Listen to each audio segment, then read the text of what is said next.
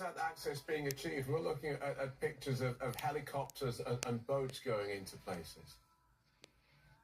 Yes, around the capital, some of the low-lying areas have been flooded, and the Navy has been using boats to access those people. In some cases, water has gone above the second floor of some of the buildings, and single-story houses, you just can't even see them.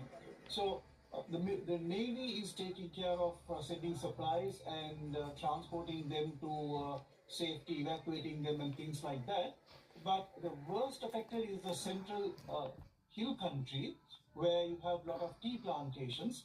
The mountains became very saturated with intense rain for about 4 or 5 days, and some of the mountain slopes came crashing down. So they have trees coming down has actually blocked access, and also what we call landslides.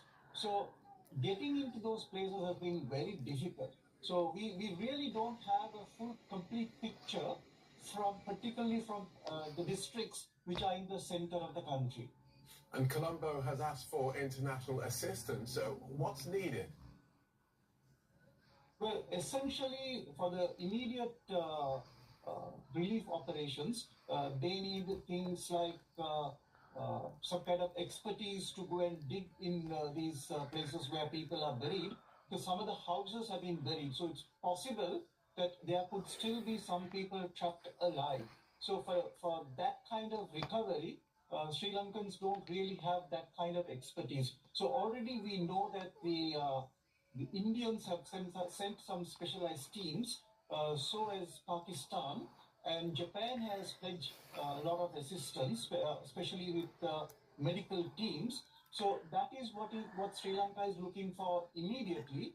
But the real big task of cleaning up and then subsequently rebuilding, now that's going to be something very, very challenging for the Sri Lankan government. It's actually coming out of a very serious economic crisis. Amal, Sri Lanka does have a monsoon climate and suffers regular floods.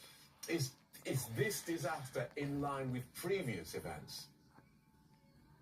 Well, the monsoon is actually quite welcome in Sri Lanka because a lot of hydroelectricity is generated from monsoon rains. But in this case, the problem is that we had such intense rain within a very short period of time.